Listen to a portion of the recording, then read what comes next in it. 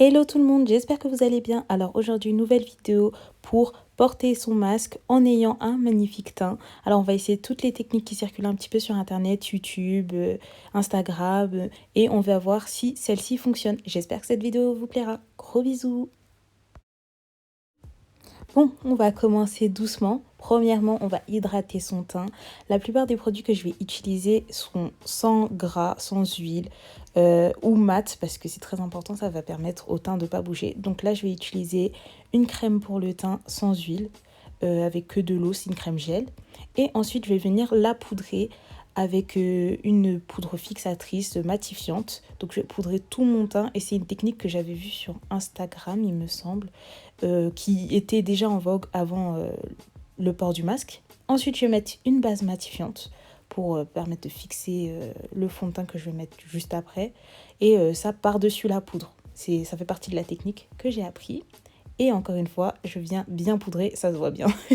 Une bonne dose de poudre, histoire que ça ne bouge pas et que ça reste en place.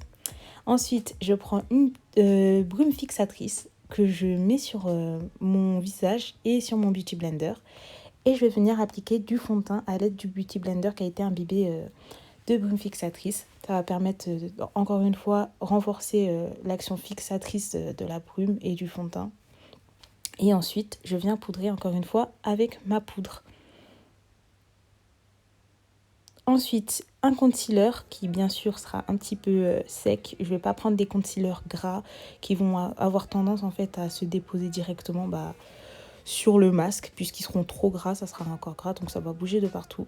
Donc ça, c'est le concealer parfait. Il assèche un tout petit peu, donc c'est le seul inconvénient. Mais ça va permettre de rester en place. Et je viens estomper avec un Beauty Blender, encore une fois, comme avec le teint. Le même qui a été imbibé de brume fixatrice, pardon.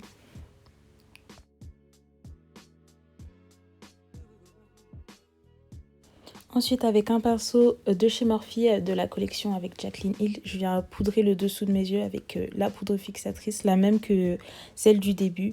Et je viens bien assister parce que le masque il va toucher cette partie et ça va frotter et ça va faire bouger le teint. Surtout au niveau des arêtes du nez, il faut bien insister. Et on vient ensuite fixer tout ça avec la brume. On passe au bronzer. Je ne vais pas utiliser de bronzer crème comme d'habitude. Là, un beau bronzer poudre. La plupart des produits, si je peux les remplacer par des produits en poudre, c'est ce que je fais. On peut bien voir en fait que je fais vraiment mon teint comme d'habitude, mais les produits que je vais utiliser, ça sera des produits poudre ou des produits non gras. C'est vraiment la seule variable qui va changer, mais sinon c'est vraiment comme d'habitude.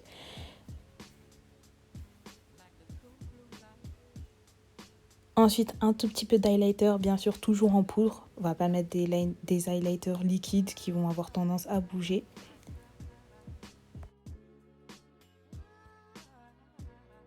Et enfin, comme dernière étape, encore une fois, de la brume fixatrice pour éviter que le teint bouge. C'est extrêmement important de mettre de la brume à chaque étape du teint. Limite vraiment, c'est l'étape la plus importante. Et là, le test du masque. Donc forcément, c'est concluant. J'étais super contente parce que d'habitude, je tapote un petit peu et ça commence déjà à bouger. Donc là, ça veut dire que pour l'instant, ça fonctionne. Je viens de sortir de chez moi, donc c'est bon, j'ai effectué le maquillage. Comme vous avez pu voir sur le test, tout va bien. Tout est parfait. Aucune marque sur le masque. Et je me suis permise, parce que je me suis dit ça vous intéresserait sûrement, de mettre du rouge à lèvres mat bien sûr pour éviter qu'il y ait du transfert. Et j'ai fait un petit test en isolé on va dire. Et aucune marque non plus. Espérons que ça va tenir toute la journée. Comme on doit changer le masque toutes les 4 heures, en fait l'objectif c'est que le masque reste le plus propre possible pendant 4 heures. Là, il est 7h. Je vais pas encore mettre le masque parce que je suis dans la rue. J'aimerais bien profiter un petit peu. Je pense que je vais mettre le masque dans 15 minutes, c'est-à-dire à 11h15 environ. Je devrais changer de masque et on verra le résultat. On verra s'il est propre, ce que ça donne. Je suis en examen, donc malheureusement, je pense qu'il y aura un petit décalage de 30 minutes entre le moment où la réelle heure où je dois enlever le masque et le moment où je vais l'enlever pour de vrai. Donc non mais on voulait pas, je suis en examen. Je vais pas sortir exprès de l'examen pour changer mon masque. Bref, je ne tarde plus parce que je suis déjà très en retard et si je rate mon train, je vais pleurer. Donc voilà, à tout de suite. Et j'ai complètement oublié, mais entre-temps, j'ai filmé et je pensais que ça filmait, mais ça filmait pas du tout. J'ai couru entre deux trains. Donc franchement, je pense que le résultat va être assez drôle parce que j'ai grave transpiré pendant que je courais. Donc on va voir ça tout de suite. Là, j'ai enfin sorti du train. Finalement, j'ai pas encore changé le masque parce que j'ai fini l'examen plus tôt. Donc ça a tombé pile poil dans les 4 heures. Donc là, je vais l'enlever en direct. Je viens de sortir du train pour le retour. Hein. Je rentre chez moi là. C'est pas genre... Donc je suis contente, je rentre chez moi plus tôt. Bref, on va voir ce que ça donne. J'ai qu'une seule envie, c'est de l'enlever parce que toute la matinée sans exception, je ne l'ai pas enlevé. Donc ça commence un petit peu à me fatiguer. Je sens que ça a dû bouger de partout. J'espère que mes écouteurs, ça vous fait pas de mal aux oreilles. Bref. Déjà, on regarde le temps. Ça a bien bougé, mais genre pour 4 heures de port, c'est au niveau du nez, au niveau de partout, c'est la catastrophe. J'ai un teint horrible. Là, je passerais bien une petite feuille de riz, là, vous savez, les feuilles matifiantes sur mon visage. Et au niveau du masque, bon, là, on peut bien voir que le rouge à lèvres mat, c'est pas super, il a pas tenu de ouf. Et au niveau du teint, c'est pareil, hein, il y a mieux, j'ai vu mieux, franchement. Non, j'ai vu pire.